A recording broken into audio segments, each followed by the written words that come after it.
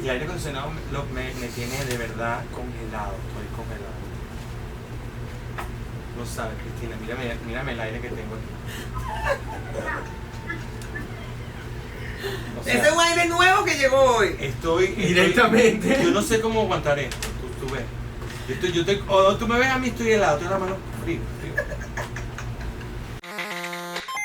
Uno de los dulces, snacks o chuchería que representan al venezolano es Pirucrim, que es nuestro pirulín de toda la vida, lo más rico de Venezuela. Esto lo conocen en Noruega, esto lo conocen en Finlandia, y cada vez que se habla de un Pirucrim, se habla de un venezolano. Así que si no lo has probado, pruébalo. Está ya en todas las tiendas, en todos los Estados Unidos, bajo el nombre de Pirucrim, que es el mismo sabor de nuestro pirulín de toda la vida. Este es el sabor venezolano.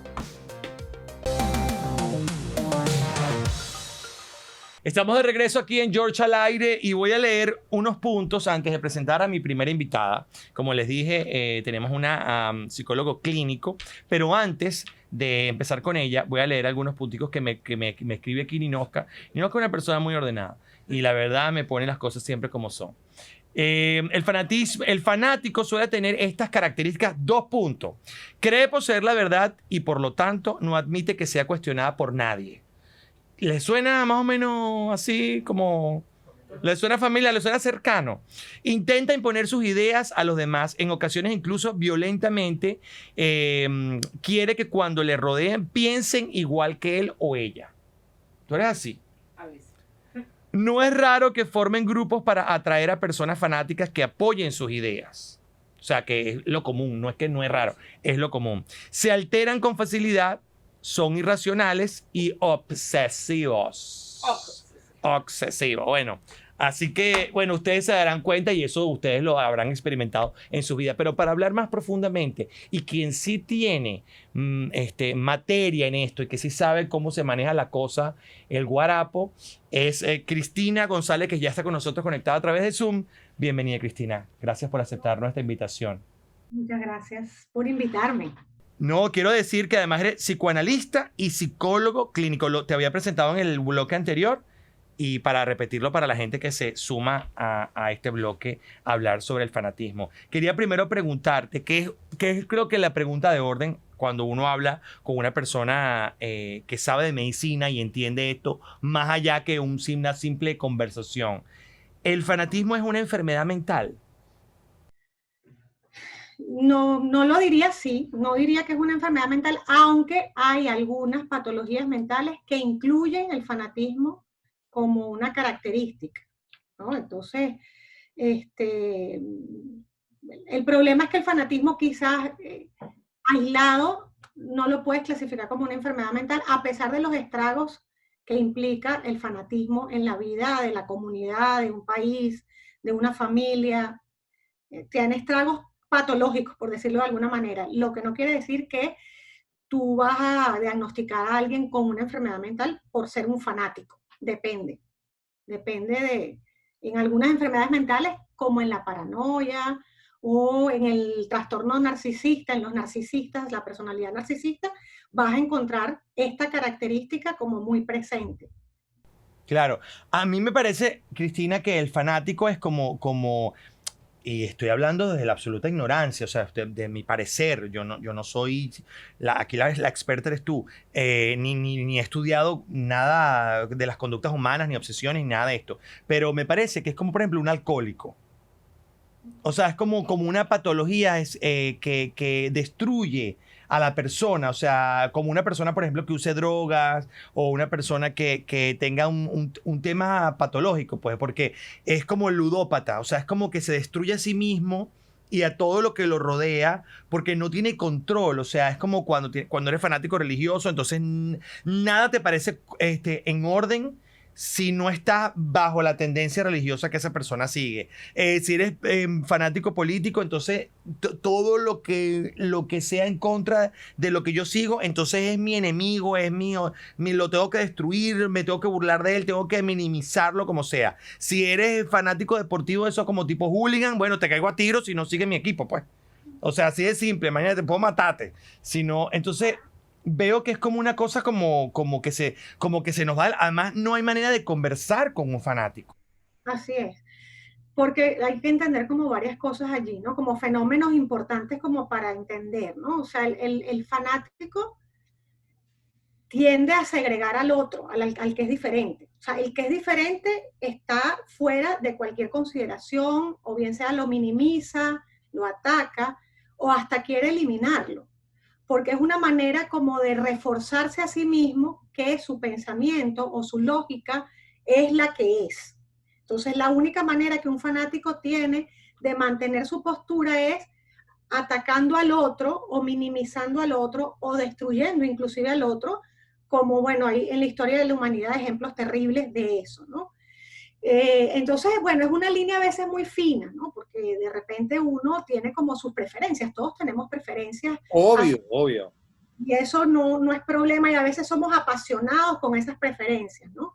El problema es esa línea fina entre aquello que nos apasiona y esa línea entre aquello que no es igual a nosotros y la tolerancia o no a esa diversidad, a eso que no es igual a nosotros.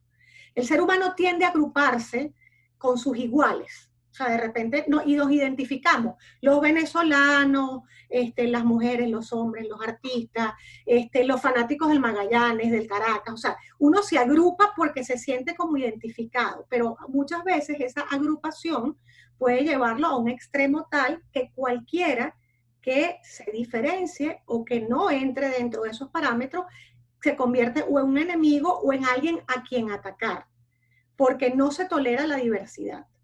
Y eso ya entraría pues en unos puntos tan patológicos como por ejemplo sucedió con Hitler o sucedió, bueno, como sucede en nuestro país con el tema político, que ha llevado a una destrucción de lazos afectivos importantes y de valores que nosotros teníamos, ¿no? Entonces, bueno, ahí es donde el fanatismo entra en el punto de lo destructivo, ¿no? Yo pienso que todo fanático, si lo vemos en su estado más puro, tiende a destruir al otro, porque es la única manera de sentirse, digamos, de El poder. claro, porque es un tema como de identificación, poder, etcétera, etcétera, ¿no? Claro, o sea que podríamos decir que este personaje o este individuo fanático al final de cuentas es una persona peligrosa, o sea, puede resultar ser un individuo peligroso para la sociedad. Podría resultar. Sin señalar a nadie, porque ahora todo el mundo, no, porque mi tío es fanático de los Magallanes, entonces es peligroso. No, sin identificar a nadie ni señalar a nadie. Obviamente depende del contenido del fanatismo, ¿no? Si es un contenido racial, religioso, ahí entramos en peligro. Bueno, sí. No, y no he tocado el tema racial. No he tocado el tema racial. Hoy, al principio del programa hablé sobre el fanatismo religioso, político. Bueno, religioso porque creo que ha sido el primero de los fanatismos en el mundo, que además no lo vemos como fanatismo en muchas oportunidades, sino lo vemos como parte del ser humano. Esa gente que se da golpe de pecho y se flagela y critica a todo el mundo y todo el día todo el mundo hace cosas malas. Entonces fulanito se divorció. Ay, no, Satán entró en esa casa y entonces acabó con esa gente y entonces se los llevó el demonio. O alguien, por ejemplo, el fanático religioso o no sé cómo podría definirlo, que por ejemplo no deja que el otro sea feliz. O sea, por ejemplo, la gente con la diversidad sexual, que hoy está pues muy aceptado por la sociedad, el mundo político ha aceptado, lo han incluido en las leyes, le han permitido su vida, su expresión. Ayer, este programa se graba, pero ayer domingo, que fue 28 de junio, se celebraba el Día de la Diversidad Sexual y yo puse un par de comentarios en Twitter como celebrando el Happy Pride y toda la cosa. Y bueno, hubo personas, a mí me sorprendió, personas que me decían, eso está contra el orden de Dios. Y claro, uno dice, yo no me voy a poner a discutir con nadie, porque además yo más allá de pensar en la religión, pienso en el ser humano. Si una persona es feliz y no le hace daño a nadie y no perjudica a nadie, tú tienes que dejar que esa persona sea feliz. Tú no eres quien para juzgar a nadie al final. Entonces eso es también con el fanático, ¿no? Que se siente empoderado de juzgar y de criticar al otro sin ningún tipo de medida. Es como le dan con todo. Así es.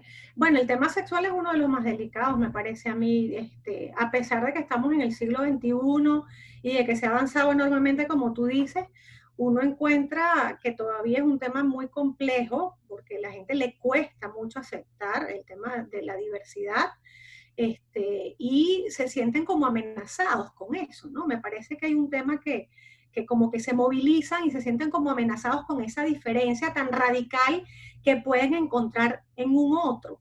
Como está ahorita el tema, tú abres Twitter y una de las cosas que está más presente en boga es todo el tema de la modelo de Calvin Klein, que más allá de que si nos gusta o no nos gusta, etcétera, tú puedes decir que te gusta o no te gusta, pero hay gente que ataca de una manera verdaderamente destructiva. Irracional. Nacional, sin ningún tipo de moderación de sus comentarios, ni pensar que hay un otro que puede pensar diferente, lo cual no quiere decir que lo está atacando. Porque es que el fanático se siente atacado cuando hay alguien que es diferente, ¿no? Y como se siente atacado, ataca. O sea, hay que entender que es una cosa como que para reforzarse necesita atacar al otro, ¿no? Y por eso es que uno ve cosas terribles. Cosas terribles, bueno, desde lo que uno puede ver en los propios niños que, entre comillas, inocentemente les cuesta aceptar la diferencia. O sea, hay todo un tema cultural que hay que trabajar, de diversidad, que me parece que es importante, que no necesariamente se trabaja desde niños, ¿no? Es un tema contextual, cultural, a pesar, repito, de que estamos en el siglo XXI y que hemos avanzado enormemente, siguen habiendo problemas, porque creo que es una tendencia además del ser humano a agruparse con los iguales. Lo que pasa es que, repito, esa línea entre agruparse entre iguales y no tolerar la diferencia es la que hace la existencia del fanático, ¿no? Claro. Entonces, ahí, bueno, vienen todos estos fenómenos que aparecen, pues, a lo largo del mundo. Cristina, si hay una persona que nos está viendo en este momento, en este programa, y tiene un caso así en su familia, su pareja, un hijo, un sobrino, un tío, un miembro de su familia, un compañero de trabajo, porque también pasa, o tu jefe, que tenga este tipo de conducta, ¿cómo tratar esto? Porque a veces es difícil. Es difícil y creo que uno tendría como que evaluar muchas cosas, ¿no? Hay que ver también ese fanatismo hasta dónde es posible que llegue, porque si es un fanatismo agresivo, destructivo, yo lo que le diría a la persona es protégete, no entres en polémica, en el sentido de que, bueno, si es alguien que te va a destruir y tú no andas en esa nota, por decirlo de alguna manera muy coloquial, piensa, hay como que reconocer que hay un otro allí que es impenetrable, ¿no? Y uno trata a veces en las discusiones de agujerear algo de ese conocimiento absoluto o de ese saber absoluto que el otro te dice que tiene. Tú tratas como de agujerearlo un poquito, mira, pero le tratas de mostrar y tú ves cómo se va, tú sabes, ¿no? Poniendo efervescente la cosa, y si tú te enganchas en un eje imaginario, taca, taca, taca, en un ping-pong a ver quién sabe más, porque también te toca tu narcisismo o te hiere alguna de tus cosas, yo pienso que ahí se pierde mucho. Te hiere el sentido común. Claro. Y a veces a uno se siente como que lo toman como por imbécil. O sea, a mí me pasa, yo recuerdo en la universidad que empezó, cuando vivía el difunto, que llegaban esta gente que creía en el difunto y decían, no, porque, y claro, y era como que, no, porque es que ustedes no saben. Y yo decía, pero vamos a ver. O sea, ¿quién te crees tú para decir que yo no sé o el de al lado? O sea, no menosprecies a nadie, no minimices a nadie. Aquí se trata de una conversación. Entonces, claro, es ese siempre el ataque constante que uno tiene como respirar profundo y decir, vale, venga, vale, sí, ok. Tú sabes más que todo el mundo, sí, tú eres el que conoce el contexto venezolano, tú eres el que conoce toda la historia. O sea, tienes que tener mucha paciencia. Así es.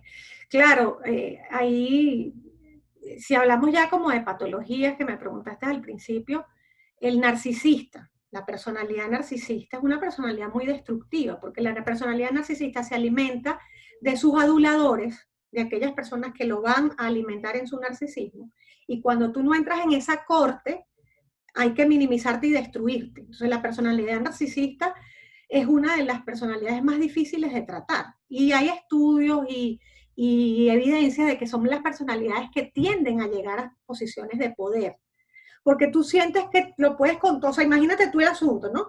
Tú puedes con todo, entonces tú no tienes esa cosa del neurótico normalito que se asusta. Ay, tengo dolor de estómago, tengo ansiedad. No, el narcisista está empoderado, por decirlo de una manera, ¿no? Como Entonces, dice, ahora de las mujeres, empodérate.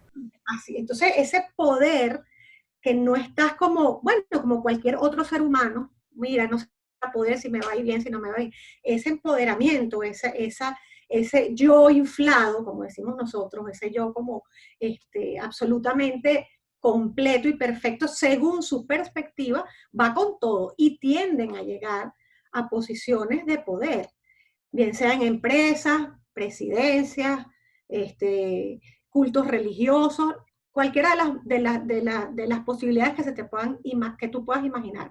Entonces, bueno, desde ese lugar, imagínate lo que puede hacer un pensamiento impenetrable como ese, o sea, las consecuencias que puede tener un pensamiento impenetrable de ese estilo, y lo destructivo que puede ser, y lo que implica para el otro que está al lado, que es que o me adulas o te destruyo.